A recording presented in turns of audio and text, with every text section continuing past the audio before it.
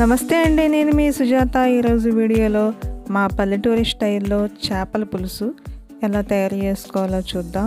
చేపల పులుసు వేడివేడి అన్నంలో ఒక ముక్క వేసుకు తింటే చాలా చాలా బాగుంటుందండి. ఇంకెందుకు లేట్ చేయకుండా ఈ చేపల కూర ఎలా వండుకోవాలో చూద్దాం.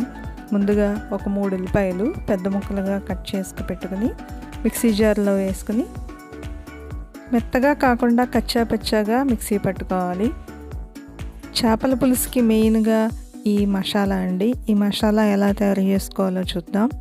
ముందుగా స్టవ్ ఆన్ చేసి ప్యాన్ పెట్టుకుని ప్యాన్లో 3 స్పూన్లు ధనియాలు వేసుకుని 1 స్పూన్ జీలకర్ర వేసుకుని దోరగా వేయించుకోవాలి. ఈ మసాలా 2 కేజీల చేపలకి సరిపోతుందండి కరెక్ట్గా. ఇప్పుడు నేను వండేది 1 కేజీ చేపలకి, ఇంకొక కేజీ నేను ఫ్రై పెడదామని ఉంచాను. ధనియాలు జీలకర్ర కొంచెం వేగిన తర్వాత 1/2 స్పూన్ మెంతులు వేసి కొంచెం ఫ్రై అయ్యాక స్టవ్ ఆఫ్ చేసి చల్లారిన తర్వాత మిక్సీ జార్లో వేసుకుని పొడి చేసుకోవాలి.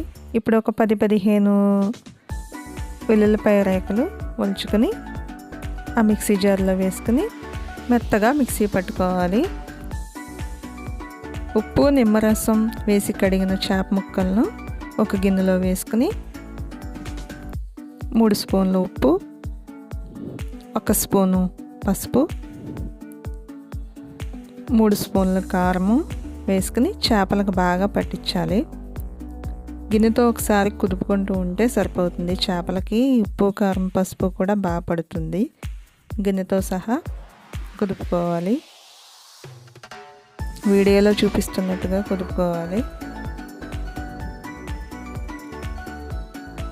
ఇప్పుడు చేపల కూర వండటానికి ఒక మందపాటి గిన్నె పెట్టుకుని స్టవ్ ఆన్ చేసి ఆయిల్ పోసుకొని ఒక 5-6 స్పూన్ల ఆయిల్ పోసుకొని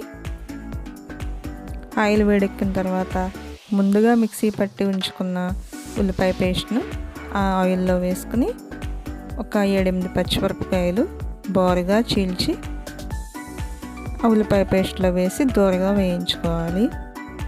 చేపల పులుసు టేస్ట్ బాగా రావాలి అంటే మెయిన్ అంటే మసాలా, ఉప్పు కారం కూడా ఎక్కువగానే పడుతుంది.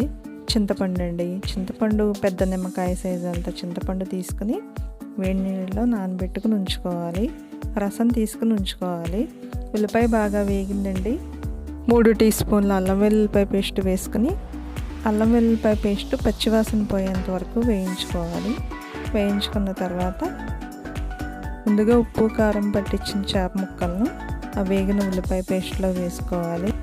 ఈ చేప ముక్కలు మనం ఎక్కువగా కలపాల్సిన అవసరం అయితే లేదండి. ముక్కలన్నీ వేసేసి నేను అయితే ఈ గ్లాస్తో ఒక 3 గ్లాసులు నీళ్ళు అయితే తీసుకున్నానండి. ఈ 3 గ్లాసుల నీళ్ళు అయితే కరెక్ట్గా ఉడకడానికి సరిపోతుంది.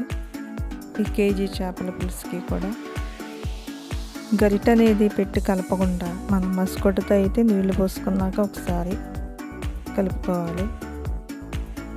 కలుపుకున్న తర్వాత మూత పెట్టేసుకుని ఒక 15-20 నిమిషాలు ఉడికించుకోవాలి. మధ్య మధ్యలో ఒక్కొక్కసారి కలుపుకుంటూ 15-20 నిమిషాలు అయితే ఉడికించుకోవాలి. మనం లాస్ట్ వీడియోలో చెప్పుకున్న పొడుపు కథకి చింపితే కానీ పనికిరాని బుక్ ఏమిటది అని అడిగాను. ఆన్సర్ అయితే ఎవరో చెప్పలేదు, ఎవరికీ తెలియదు అనుకుంటా. ఆ చింపితే కానీ పనికిరాని బుక్ ఆన్సర్ ఏంటంటే చెక్ బుక్ అండి. ఇవాల్టి పొడుపు కథ ఏంటంటే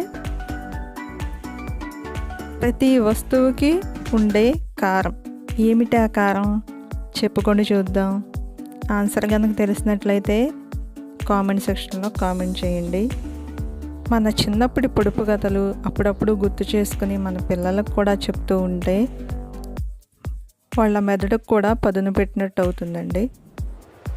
కూర అయితే దగ్గర పడిందండి. ఇప్పుడు ముందుగా రెడీ చేసి పెట్టుకున్న చింతపండు పులుసుని కూరలో వేసుకుని ఒక 5 నిమిషాలు ఉడికించుకోవాలి. పులుసు అనేది ముక్కలకు బాగా పడుతుంది ఉడికించుకున్నట్లయితే. 5 నిమిషాల తర్వాత ముందుగా రెడీ చేసి పెట్టుకున్న మసాలా పొడిని సగం వరకు వేసుకోవాలి.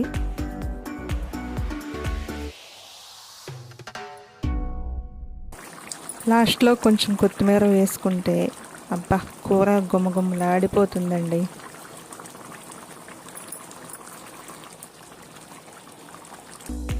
వేడివేడి చేపల కూర వేడివేడి అన్నంలో వేసుకుని తింటే అబ్బబ్బా చాలా బాగుందండి. మా వారికి పెట్టేశాను, నేను కూడా తినేస్తున్నానండి. కూర అనేది చూస్తుంటే నాకు నోట్లో నీళ్ళు వచ్చేస్తున్నాయి.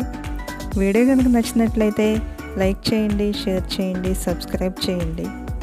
వీడియో లాస్ట్ వరకు చూసినందుకు థ్యాంక్ యూ అండి.